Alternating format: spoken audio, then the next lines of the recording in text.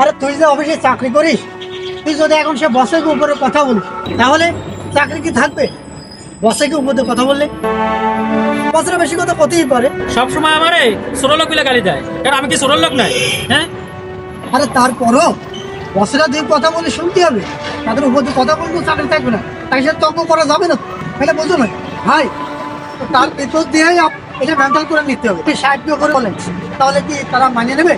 তুই যাই বলিস না কেন, এ চাকরি করা আমার পক্ষে সম্ভব না, কারণ আমারও ছোট লোক বলবে এ চাকরি কি করা যায় সে নিয়ে প্রতি। কাকা কিছু বলবেন? বাবা আমার কোনো সাহায্য করো, বাবা আমার কোনো সাহায্য করো। আরে দেখতেছেন না এখানে কথা বলতেছি। আরে তুই এরকমটা করিস কেন? একটা মুরব্বী লোক সাহায্য করছে। আচ্ছা চাচা, আপনার তো হাত পা শরীর সবই ভালো আছে, আপনি কেন সাহায্য চাচ্ছেন? বাবা রে, আমার গাড়ি বাড়ি সবই ছিল, সবই নদীতে নিয়ে যায় আজকে আমি দাঁড়ে দাঁড়ে। বাবা রে আমার একটা ছেলে ছিল, তারও যে ডাক্তারের কাছে নিয়ে গেছিলাম, সে বললো 8 ফুটো। এখন আমি কি করব বাবা, আমার খুব অসহায়। আরে দোস্ত দেখছিস কি সুন্দর করে অভিনয় করে মিথ্যা কথাগুলো করছে, এরম করে এরা এই সংসার চালায় এইসব টাকা। আর তুই যা করিস না, একটা মানুষ কম অসহায় করলে এভাবে কাঁদতে পারে। চাচা এই নেন, এর বেশি দিতে পারলাম না, আসলে বেশি পারলে তো আপনার বেশি দিতাম। কাকা আপনি নামাজ পড়তেন 5 ওয়াক্ত, সব কিছু মহান আল্লাহ তাআলা সমাধান করে দিবে, ঠিক আছে কাকা? বাবা রে আজকে কোথাও জানলি হয়েছে, খুব কি হয়েছে। যাই বাবা, আরে বাবা যান যান, আপনি যান দিন। বাবা যাই। কথার মধ্যে খালি বাবা ছেলে নিয়ে আসবে, আসে যে কোনতে এইগুলো। আরে তুই এরকমটা করিস কেন?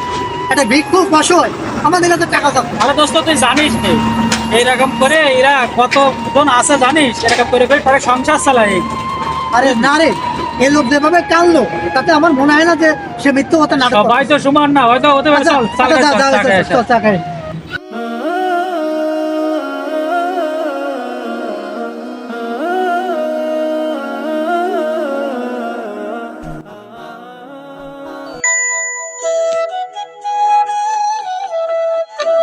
বাবা আমার কিছু সাহায্য করো, আমি আজ 6 দিন কিছু খাইনি, আমি খুব অসহায় বাবা।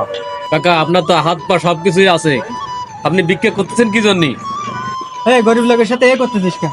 গরিব লোক টাকা চাচ্ছে, দিলি দে, না দিলি বাদ দে।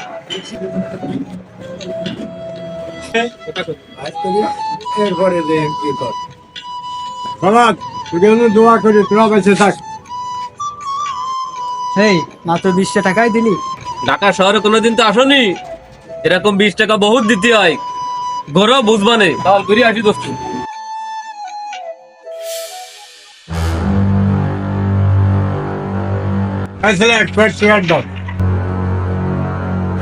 দোস্ত তুই যারা এইমাত্র সাহায্য করলি সেই ভিক্ষু, বললাম না আমি যে সিটারি করে টাকা নে, ওই দেখ টাকায় দেখ ওই লোকের সিগারেট কিনলো, তুই যে টাকা দিছিস না সেই টাকা দিয়ে সিগারেট কিনেছে। এই টাকার ভিতরে সিগারেট খাওয়ার ভিতরে তোর অবদান আছে, বুঝছিস? তার কাঁদ দাও। কাকা ঠিক আছে, ছাড়েন না, আমি দেখেছি তো। কাকা আপনি এইমাত্র আমার কাছে সাহায্য নিয়ে চিনতে পারতেছেন আমারে? আমি তো আপনার টাকা দিলাম, যে আপনি অসহায়ের কথা জানালেন যে আমি খুবই অসহায়, আমার বাড়ি ঘরদর নেই, তো তারপর আপনারা আমি সাহায্য করলাম, আপনি এত বড় একটা মিথ্যা কথা কিভাবে বললেন? কাকা এই আপনাদের জন্য বলে গরমান পাইছিস, হ্যাঁ। সাথে সাথে গরমান পাই গেছে, তাই না? দেখেন কাকা, আপনাদের মতন এরকম লোকের জন্য অরিজিনাল অসহায় যারা, তারা ভিক্ষু পায় না। আচ্ছা আমি কি আর কখনো এরকম ব্যক্তিরা ভিক্ষু দেবো? তাড়াতাড়ি আমি কালি এই কথা কালি টাকা কালি দেবো? কই? আপনি শুধুমাত্র দুটো টাকার জন্য কত বড় একটা অভিনয় করলেন, আর আমার টাকা দিয়ে আপনি ব্যানসন সিগারেট কিনে নিলেন, এই মাত্র আমি দেখলাম, আর আপনি আমার দিকে সাথে। বাবা ছেলেবেলে টাকা পয়সা দেয় না, তাই একটু খাই একটু বেড়ে সিগারেট, তা কি করবো।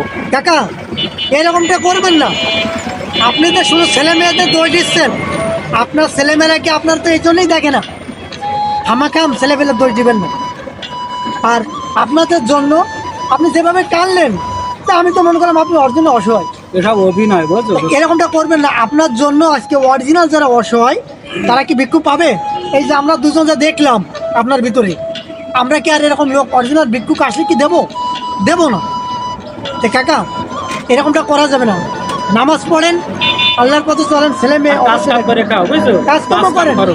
আপনি শুধুমাত্র এই যে নেশা করার জন্য আজকে এইভাবে হাত পাতলেন, আপনি তো হচ্ছে ভালো লোক, আপনি কেন এটা করবেন? আরে তো চল, অত জ্ঞান দিতে হবে না। এমন হাজারো মানুষ আছেন যারা ভিক্ষাকে একটা ব্যবসাতে পরিণত করেছেন। বর্তমান রাস্তাঘাটে অনেক মানুষ ঘুরে বেড়ান যারা আবেগী কথা বলে এবং প্রিয়জন অসুস্থ এই নাম করে মানুষের কাছে সাহায্যের হাত বাড়িয়ে দিচ্ছে এবং হাতিয়ে নিচ্ছে মানুষের কষ্টে অর্জিত টাকা পয়সা। এবং এই ভণ্ড কিছু ভিক্ষুক ও অসহায় দরিদ্র মানুষদের জন্য সত্যিকারের অসহায় দরিদ্র মানুষ পাচ্ছে না কারো কাছে সাপোর্ট, উঠে যাচ্ছে তাদের উপর থেকে মানুষের আস্থা। তাই আপনার সামনেও যদি এমন কোনো ভণ্ড প্রতারক মানুষ পড়ে, তাদেরকে বোঝান অথবা আইনের আওতায় নিয়ে যান, কারণ তারাও সমাজের এক ধরনের প্রতারক।